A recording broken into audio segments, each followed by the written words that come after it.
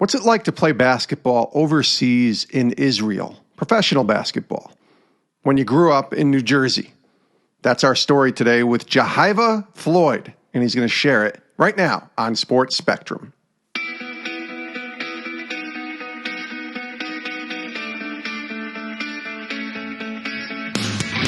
This is Sports Spectrum, the intersection of sports and faith, where we bring Jesus back into the conversation.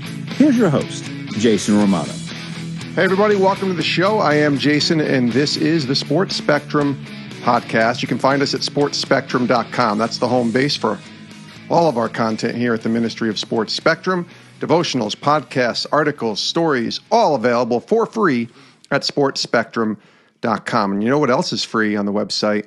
Our weekly newsletter. You can sign up for free right now at the website. Just click the little newsletter icon, and you'll get a weekly email from us, just kind of updating you on all the stories and podcasts and articles that you may have missed, all in one email. And when you sign up, we got a free gift for you. You will get a 10-day digital download devotional written by professional athletes for you right to your inbox for free. It's a really awesome, what I like to call PDF digital download. You will love this devotional. I'm telling you, it's written by pro athletes. It's designed beautifully. You could print it out, and you could even get one for a bunch of people and go through it together as a team for 10 days. And it's available, again, for free at sportspectrum.com when you sign up for our weekly newsletter. Again, sportspectrum.com. If you want to reach me directly, by the way, you can email me, jason@sportspectrum.com. That's my email address, jason@sportspectrum.com. Jehyve Floyd, that's the name of our guest today on Sports Spectrum. He's a pro basketball player playing overseas right now in Israel.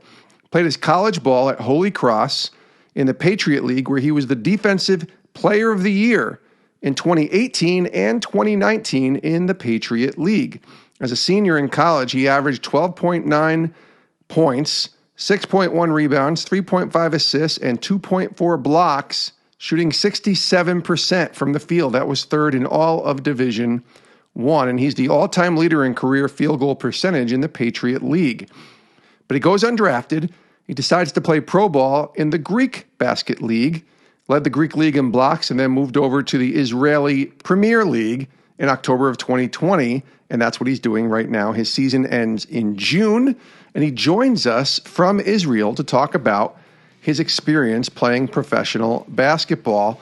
But interestingly enough, he's 23 years old, and he also just wrote his first book, and it's called Godfidence. Not confidence, Godfidence, and it released in February of 2021.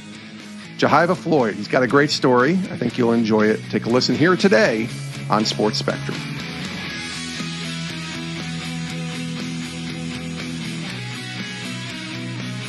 What's up, Jehyve? How are you, buddy? I'm good. How you doing? Thanks for having me on this. Absolutely. Glad you reached out. Glad we were able to connect. Obviously, sports and faith, that's what we're about.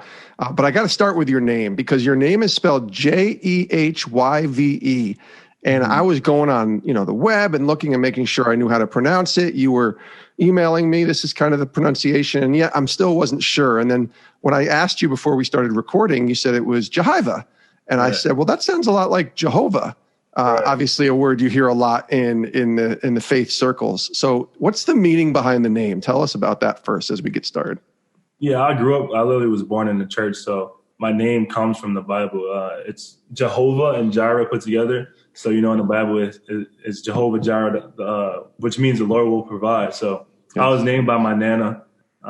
She named me, so I've been around the faith my whole entire life. So people mispronounce it because it's spelled kind of differently. But once people will hear my name, especially being in the Holy Land now, they think I'm like this. Oh, there's a coincidence you're here now.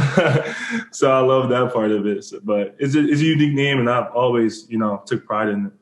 You're also 6'8", and when you're walking around, I have to imagine as a black man, 6'8", playing pro ball, you must get stopped a lot and be like, "What? This guy? You play basketball? What do you do?" I mean, that must happen a lot being a very tall man. Yeah, you get used to it. I started getting tall in high school, so And now I just tell people, now I'll play like volleyball or tennis or something like that, just to fool them a little bit. Yeah, no, that's good. Jehyve Floyd is joining us here on Sports Spectrum. So tell us about your current role. You're a pro basketball player in Israel right now. Tell us about that. Yeah, this is my second year out here. My first year was in Greece. In my second year, we're doing really well this year. We're the top 3 in our standings this year. It's been a great run. I think we're 16-7 right now. And I'm just my first starting spot in my professional career. So it's been a great year, just, grinding it out and showing people what I can do. What was it like, the adjustment going from Holy Cross to pro ball, but overseas, where the game is a little bit different, or is it? You tell me. I mean, we have a lot of guys who played overseas who are coming back and playing in the NBA, and they're adapting to the league pretty well, especially the current state of the league. Was it a hard adjustment for you, or was it it's just basketball? Give me a ball and let's play. No, so I started basketball pretty late, so I'm still learning as time goes on. So my learning curve from college to the pros is pretty long, which I talk about in the book. Is like my first team, I got cut, so that was really like, where do I go from here? So it took a toll on my confidence. So it took me a while to get through it. So now that's why like being here in Israel is big for me. It's like being able to get over that hump and really produce and show people and just show that I had faith in myself all along and just believe in myself and keep going. So if I met Jehyve when you were, 9th grade, how tall were you? I was 5'9". 5'9". Now you're 6'8", yeah. Which means you've grown, I don't even know the math, 11, 9, 8 inches, something like that. That's a lot. You grew a lot over your high school career, correct? Yeah, I grew 10 inches in high school. Yeah, wow. 10 inches in high school. Yeah, it was a lot of growing pains. I can imagine. When did you first start playing basketball? Seriously, I was playing football, volleyball, just doing all the sports, being an athletic kid like everyone else was. But seriously, I started playing around 15. I was 6'4". I'm like, okay, I'm done with football because I'm getting skinny. I'm tall. Let me use this height God gave me. Like, obviously, he's pushed me in a direction. So I took it seriously and was able to just push through and like start really developing on the court. Wow, that's so fascinating to me to be able to play ball that late, and then you get the opportunity to go to Holy Cross in the Patriot League, Division I, right, and an opportunity to play D1 basketball. I do want to go backwards a little bit and learn about your journey growing up, but that D1 opportunity, what was that like? Were you recruited? Because you hadn't played a lot of basketball. How did the opportunity to go play at Holy Cross come about? Yeah, I was a late bloomer. I only played AAU 1 year after my junior year, where I had a solid season, like you said, we were talking about before, where I played with a so-so like league for high school. Mm-hmm. So the AAU season was pretty big for me, where I got scouted a little bit. Holy Cross was the first school, Division I school, that really looked at me, and I went to a camp. They offered me. I'm like, you think I'm good enough for? I'm taking it. Like, so I didn't even give room for other colleges to really recruit me. But I think once I got the Division I offer is when my confidence boosted, and I was like, okay, I can play basketball. So I've always had like self-confidence issues with basketball because I came in the scene so late. But as I go on, I'm starting to understand like, okay, I'm meant to do this. I'm really good at it, and just continue to learn. I think I like that I started late because I'm still learning the game. So the joy and the attention to detail is still there, and I'm like, it doesn't go away. Yeah, I mean, you're still only 23 years old, too, so you got hopefully a long career ahead of you. Jehyve Floyd is joining us here on Sports Spectrum, and I want to talk about your journey growing up, because you said you were basically in the church since you were a little kid, so faith has to have been a large component of your life since you were little. But you and I were kind of going back and forth on email a little bit, and you shared that there was also some difficult times and some valleys you had to walk through as well during your childhood. Take us through that, what childhood was like and how important faith was in your life as a kid. Yeah, so I grew up, like I said before, I grew up in the church. My dad was a minister by the time I was born. So my first 10 years we were in the church, and then when I was 10 years old, he was able to get his own church and become a pastor. But during that time, like, my parents were getting divorced. So that's really when I was more aware of my surroundings. But church was all I knew. Like, it was church, school, home. Like, that's all the three things. And I played the drums in the church. I sang in the choir. I did a lot of things where my identity was really in the church. So just when my parents got divorced, my mom really wasn't in the picture anymore. But so we stayed with our dad. So I was just the pastor's kid. Like, I stood under my dad trying to figure out my identity through him. So I just, I looked up to him and I tried to see the way he lived and how he walked in his purpose. So it was good until like high school where like I got into basketball, which it was like basketball and church were like two things rubbing against each other, because on Sunday, if I had a game, I couldn't go because church was the number one priority.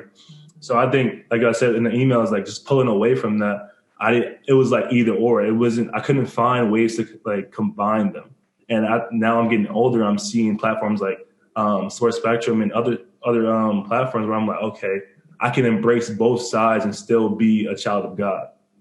Was that hard for you identity-wise? You talked about your identity was in the church, and then basketball comes, and yes, you're still learning the game, but now you're getting recruited and probably a lot of pats on your back as you're a senior in high school and getting ready to go to college. Walk me through that identity issue that a lot of athletes talk about and go through, not only the identity of the church, like you said, but that has to become an identity that's yours with Christ. It's not just your parents' faith or your dad's faith or your nana's faith. I love that you have a nana, because I had a nana as well. But it's your faith. And so what was that transition like, going to college, going away, and still maintaining that or finding that identity in who God says you are, and not just who a coach says you are, or fans or teammates, or even the game of basketball might say who you are? Right. I think it took for me to get cut to really face, the issues within my identity. Because I think after I left home, where me and my dad just couldn't get along under one roof, because he thought my life should go one way. He didn't see basketball as this big thing as I did, where I'm like, this is obviously God giving me this gift. So I want to take this seriously, where you should think about this, you should think about that. I'm like, no, I love this game. So once I left home, it's like, I think leaving home, because my faith was through my dad so much, like I told you growing up, that I pulled away from my faith in general. So in college, I didn't really value it, which I realized once I got cut, where I'm like, all right, I don't know where my life's going to take me right now. So I took the time to really create a relationship within myself, with God. And that's what my book is about, is just being able to recognize that I don't have an authentic relationship with God at this moment, but I need to take the steps to really trust him and trust his plan for me. The book is called Godfidence. It released in February of 2021. It's available wherever you get books. And we'll talk about the book, specifically what's in it and the process to write it. Why you even decided to write a book at 22, 23 years old is beyond me, but you did, and I love it. So we'll talk about the book in a second. I want to ask you about getting to college at Holy Cross. What was that like to kind of find yourself, not just as a person, as a man of faith, and staying discipled obviously had to come into play too, but now you're starting to become a pretty good, especially your junior and senior year, you start to become a pretty good basketball player, and you're the defensive player of the year, back-to-back years in the Patriot League. So suddenly things are starting to click for you. What was college like, and the growth and development of Jehyve? Yeah, so college was fun. Like, it was the freedom there.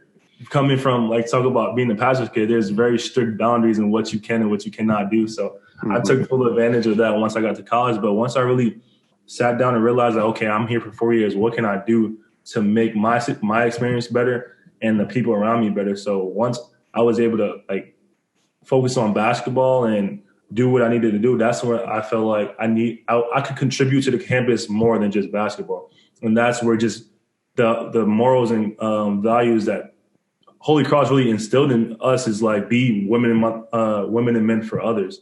So around that time, I found a group of guys, which was just a group we called the Men of Color Athletes, where we were able to be disciples and really try to minister to people around us about life struggles, about mental health, about different things, just keeping people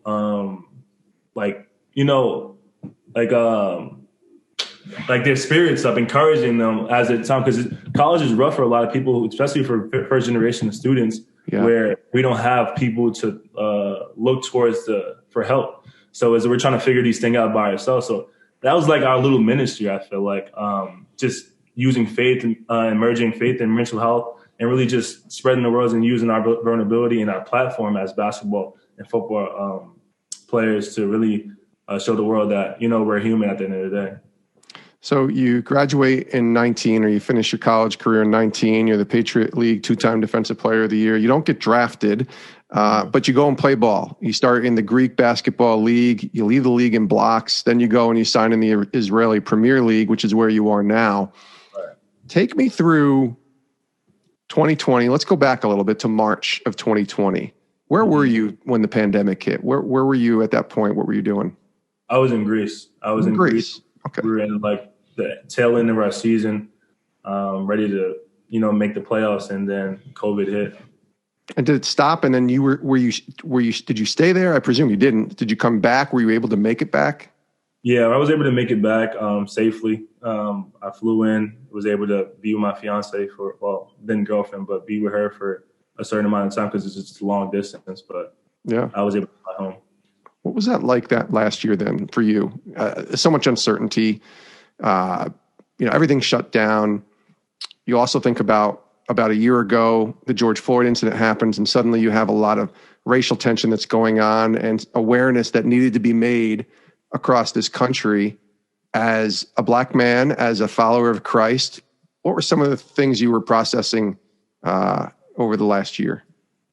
I think it opened everyone's eyes, but for me personally, I was already going through that process of sitting down, which COVID made us all do, sit down and realize, like, what are we doing? What is our purpose in life? Because life is very short. We see a lot of people dying around us, like you said, with the George Floyd.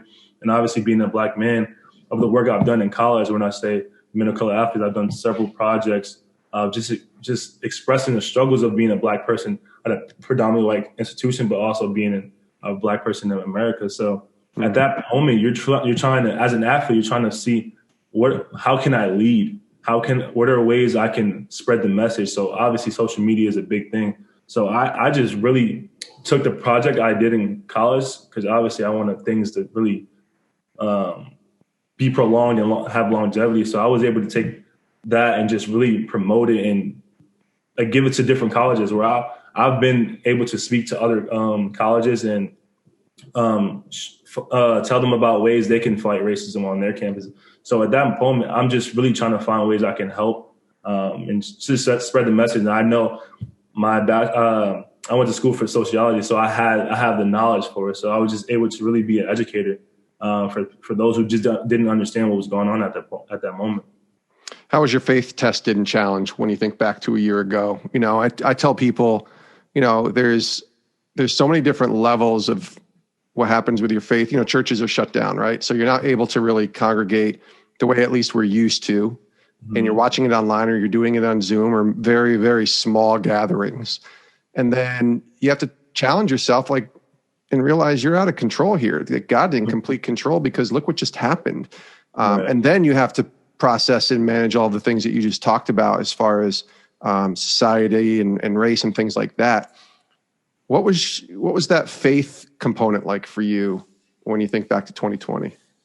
Yeah, I think God was telling us also. I mean, I think before my process of what I went through of getting cut, my faith was tested. So I was already going through that process. So for the whole world to have to go through the same process, I like that. I don't like that COVID happened, but I seen this the shift in spirits.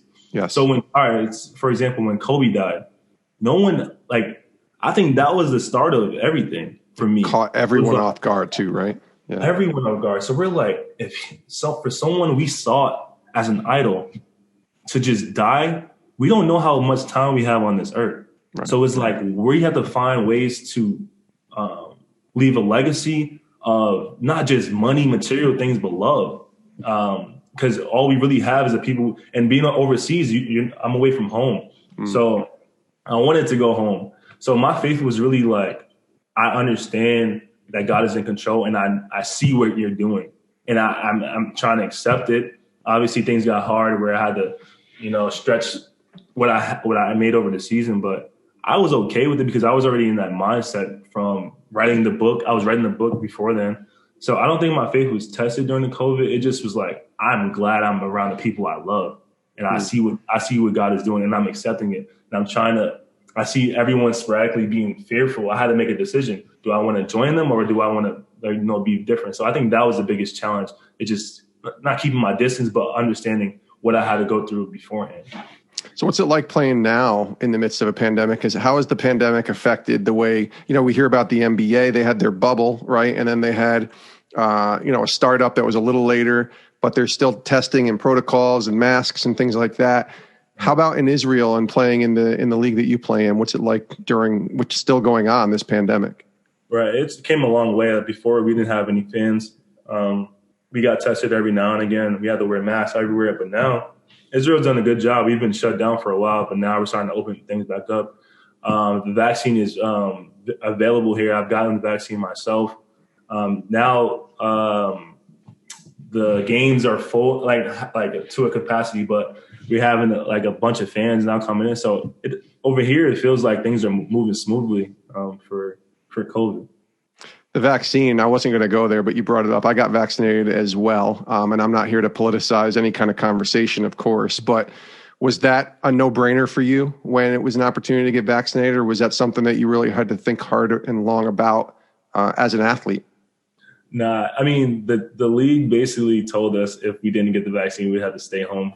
And okay. There you go. It was a no-brainer for me. I'm like, I'm tired of being in the house. I need to get out. Yeah. So it was like, it was a no-brainer for me in that sense. Well, that's good. Jehyve Floyd is joining us here on Sports Spectrum. Let's talk about the book for a second. Godfidence. Before we start about the book, I want to hear about your process in writing it. What is Godfidence? Let's just start with that. Godfidence is knowing that someone's behind the scenes working on your behalf.